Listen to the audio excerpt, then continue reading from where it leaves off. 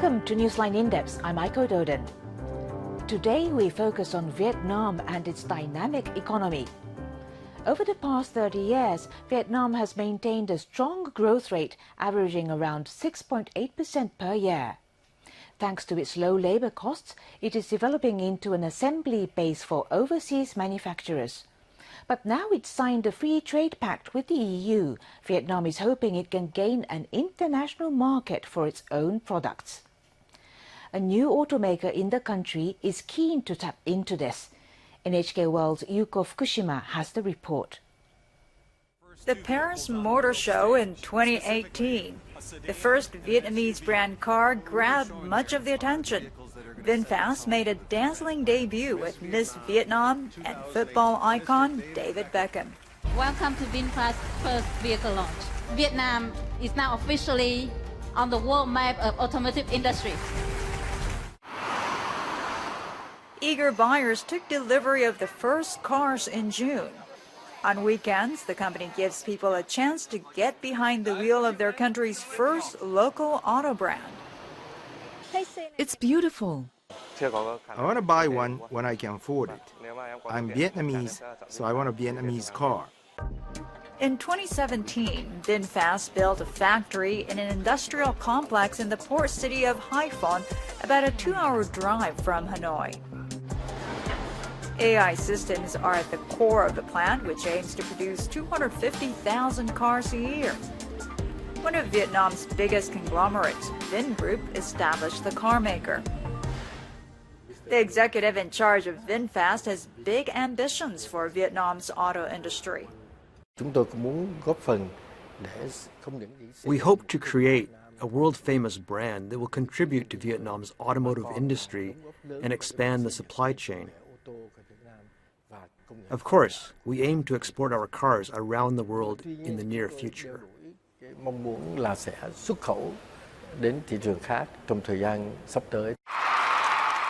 Even the country's prime minister attended VinFast's factory opening. VinFast's launching is patriotic. We should highly value it. The government has set a target to expand automobile output to 1.5 million units by 2035. It expects an integrated automobile industry could create a vast number of jobs as well as establish a supply chain that will bring more advanced skills to workers. VinFast has invested heavily in developing local suppliers. It has teamed up with Anphat, a local plastic product manufacturer. Their joint company makes battery covers and other plastic parts for cars. We aim to become a pioneer in plastic parts supply for automobiles, bikes and electronics in Vietnam. The car maker also founded a training school jointly with the German Industry and Commerce in Vietnam. 200 students are getting instruction from top professionals to become mechanical and mechatronics engineers in the industry. A 19-year-old trainee, Do Tu Tai, has to pass a tough exam to get into the school. He's from a small town near Haiphong. Tai gets a monthly salary while training, and he's guaranteed a job in the car industry upon graduation. After graduating, I want to work at VinFast and start a successful career. I've set my sights on getting promoted to a high-level position in the future. Creating a national brand car has challenges. The country has a long way to go to establish a parts supply system. Few senior engineers at the factory are local. The company has recruited staff from among 22 countries across the world.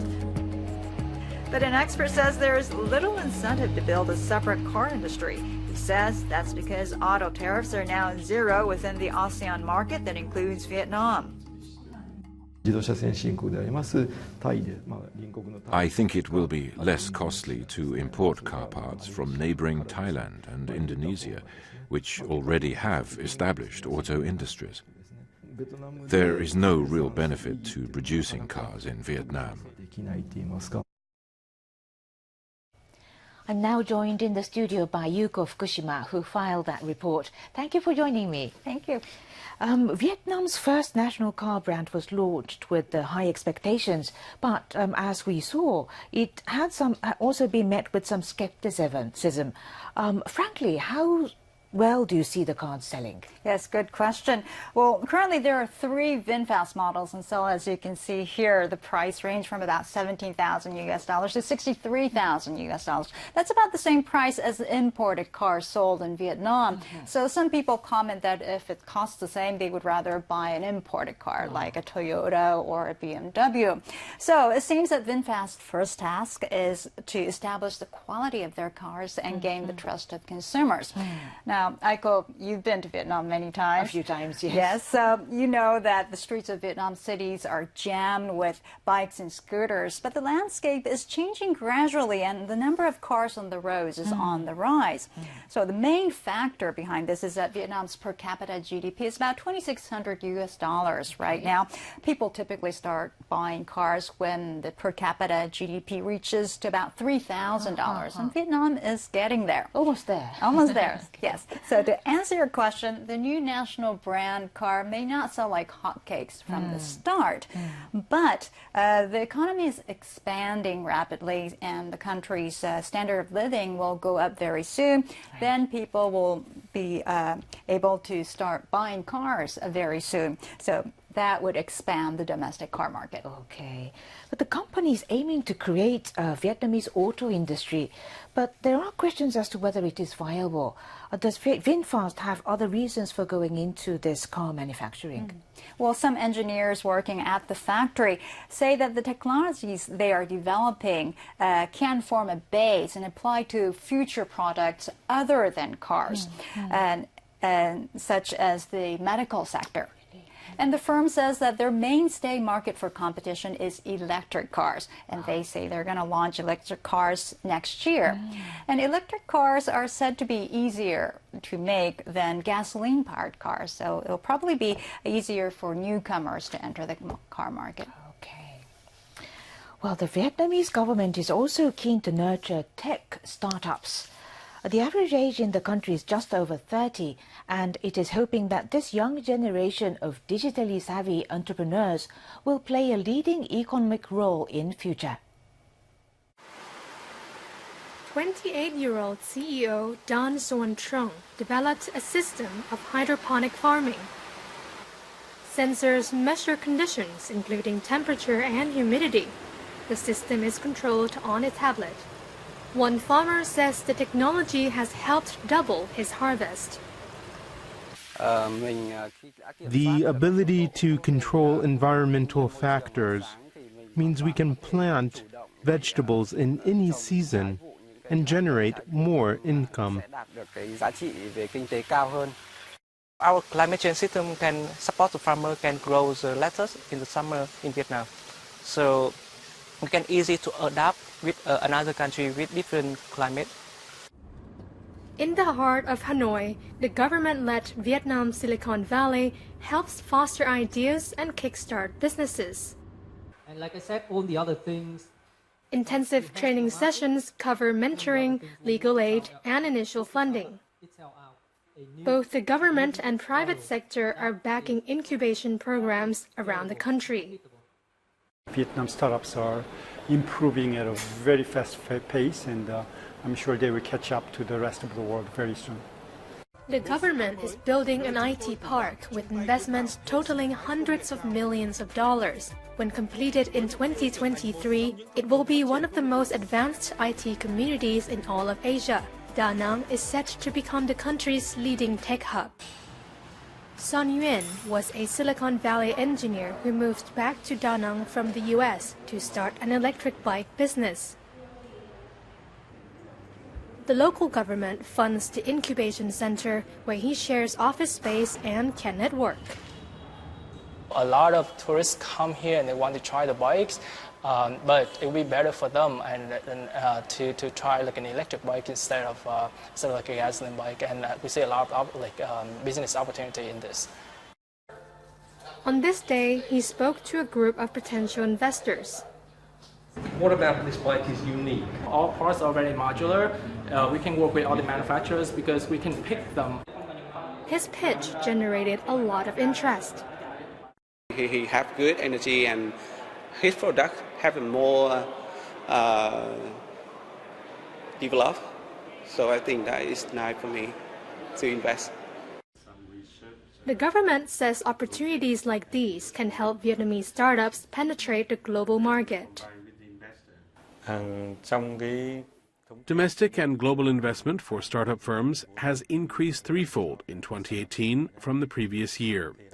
The government will promote policies to create a hub for startups that are attractive for domestic and global investors. Vietnam is positioning itself with an eye on the future. The country hopes its youthful energy and creativity will serve as a key to unlocking the power of next-generation technology. พิรพีชมชื่น NHK World Hanoi. In Vietnam, the economy is still strongly regulated by the government. Now, is it doing enough to support startups? Well, many say greater financial support is needed. One major reason why startups fail is because they run out of funds. Since they are new businesses, they don't have credit history or track record that banks can evaluate, and they don't have much assets to offer as collateral. So the only place startups in Vietnam can go to is banks. So the government really needs to financially support them. I see. And what measures can the government take to ensure growth? Right. Well, Vietnam is reliant on trade. So the country needs to diversify its trading partners. Currently, Vietnam mostly imports from China and exports to the U.S. With the ongoing trade war between the two big economic powers, Vietnam runs the risk of being negatively impacted in the future. Now, at the same time, Vietnam needs to grow beyond the role of assembly base for foreign manufacturers. It needs to create its own international brands to let the world know about its main products, rice and coffee. Compared to coffee from Brazil or rice from Thailand, Vietnam products are really not much known in the global market. So the government needs to support the homegrown brands to penetrate the international market. They have a lot of impressive policies, but they really need to put that into action. I see. So we'll have to keep an eye on the Yes. situation then. Thank you, Yuko. Thank you. And that's it for today's Newsline In-Depth. Thank you for watching and see you again next time.